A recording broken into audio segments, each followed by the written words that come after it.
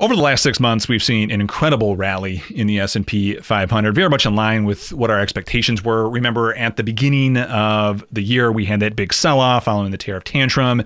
And as we headed into the beginning of the summer, we really thought, and our models were certainly showing, that this was a massive mispricing and that really flows were way too strong at the beginning of the year to justify the sell-off that we were having. And like I said, deep MMT calling for this big rally, nailing it perfectly. But everything that was a tailwind to markets all the way back at the beginning of the summer is kind of turning into a headwind now. So really, the argument I want to make tonight is I think October is going to be pretty volatile, and I think this rally ends here, at least in the short run, and they're probably a bit overdue for a bit of a breather, and it might get a little dicey. So I'm going to make that argument and really kind of give you the couple pieces of evidence that I think are the most concerning for where we are at right now with this rally. Look, if you're new here, make sure you get subscribed, turn that notification bell on so you don't miss any updates going forward.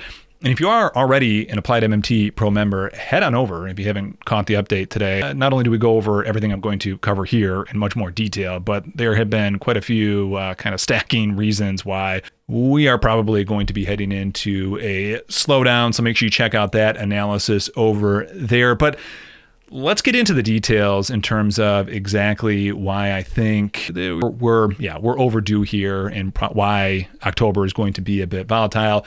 Going to start with really the most important piece here, and that is kind of the first mover of macroeconomic outcomes, and that is the daily treasury statement, fiscal flows themselves. There's a big corporate tax drain that happens every year in September. On September 11th, we really started to see the tax drain start to build up. In that 2-week period from about September 11th to 24th, we saw about $120 billion drain in a very short amount of time.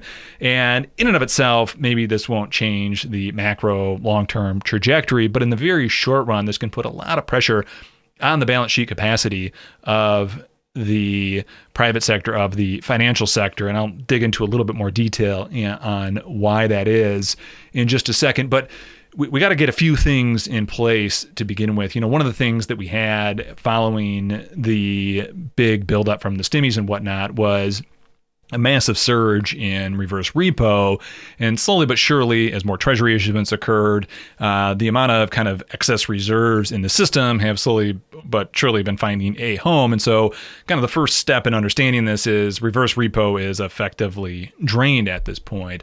Now, there is still cash out there, and that cash is searching for a home. And so now one of the things that we can see now that we've seen a complete drain in reverse repo, and hat tip to Ben Kizmchuk for kind of coming up with this specific kind of model idea right here, this ratio, is looking at the ratio between SOFR and the actual award rate on reverse repo. And we're seeing this spread begin to emerge. And the implication of this is that cash is starting to get a little tight. I drew up a brief little diagram here so you can visualize the interplay, because it does get a little confusing, but effectively money market funds, cash needs to go somewhere and it wants to get the highest yield possible.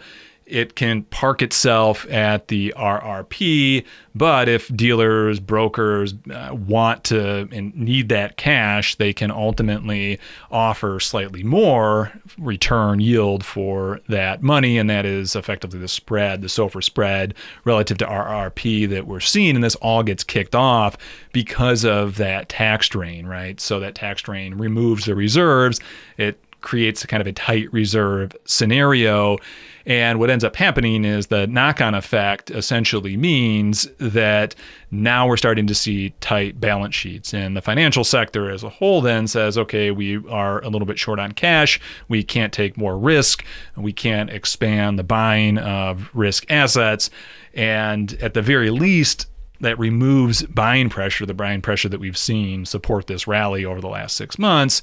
And it can get as bad as just straight up shedding risk assets that lead to ultimately then equities and the other risk assets on balance sheets getting pushed lower and just kind of a fire sale. So you can go from like mediocre bad to really bad depending on how bad this situation gets. Now, I will say this isn't the sort of situation that can become systemic. There are tools available like the SRF that's a bit of a backstop for banks and dealers to go and utilize to make sure that they can get all the liquidity that they need.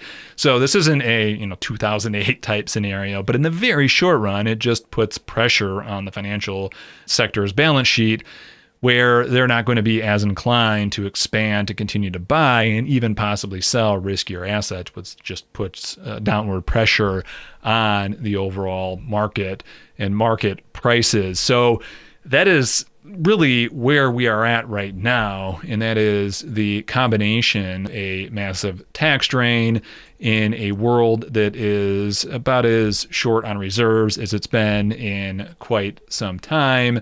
We're seeing evidence of that in terms of the spread on the overnight rate, the SOFR rate, and the reverse repo award rate. And it's just a recipe for disaster, especially when, or at least a slowdown, especially when markets have been on a 6-month tear. They're overbought, they're overdue for a bit of a breather. It's just thin ice. Now let's add to that the next element, which is that we are almost at 100% chance that by tomorrow morning, we're going to have a government shutdown. Look, over the last couple years, these government shutdown incidents have just become less and less important because we know they're not the end of the world. But this one might be different. And in fact, the fact that people have become so, or the market has become so complacent with government shutdowns makes me think that maybe this government shutdown might finally matter. Now, look, if the government shuts down, it has and always has reimbursed the money that would have went out to federal employees.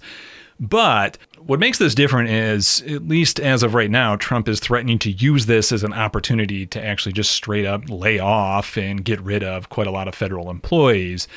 And the other thing, too, is if there is a slowdown in spending or a stopping in spending in terms of just the federal spending that happens on employee paychecks, yeah, even if ultimately Trump doesn't follow through with the threat to fire people, it's still going to be a slowdown in the reserves that would be added to the system to make up for the reserve shortage that we were seeing and kind of alleviate the issue. So we're really hitting this government shutdown at the most inopportune time, both mechanically for how government spending works and how it could alleviate some of the underlying issues that we're seeing in the financial sector directly, and then also from a larger or kind of longer term macro implication. If Trump does follow through with the threats to eliminate government positions, the macroeconomic implications of that will be digested by the broader marketplace if that gets followed through. And we could see that just kind of add to the uncertainty, add to the volatility, kind of fuel to the fire, if you will,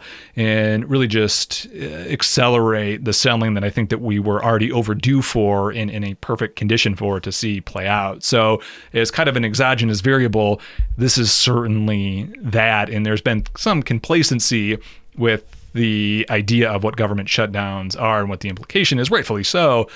But this time it really could be different. So those are kind of stacking elements of what it is that I'm seeing on top of just kind of many other headwinds to this rally. Again, as we enter the kind of the fall season here, Q4 in markets. That's my argument. Look, it is likely going to get dicey in October. Now, here's the thing. I don't think at the end of the day, this is the end of the cycle. I want to be very clear. I'm not necessarily calling for, the top of tops here, but I do think things could get, somewhere between bad and very bad, depending on how the kind of exogenous variables play out and depending on how much selling we end up seeing. So we'll see how this ends up playing out. Don't forget to get subscribed with that notification bell on. I'm going to be going live very soon for a live stream to go over some of the details of exactly kind of the mechanics, how deep MMT and some of the other models work that I use. So if that interests you in terms of, kind of the actual data science and the application, keep an eye out for that live stream. And as always, if you are an active trader, active investor, all my research analysis in depth over at appliedmmt.com. Other than that, as always, good trading, follow the flows, and I will talk to you next time.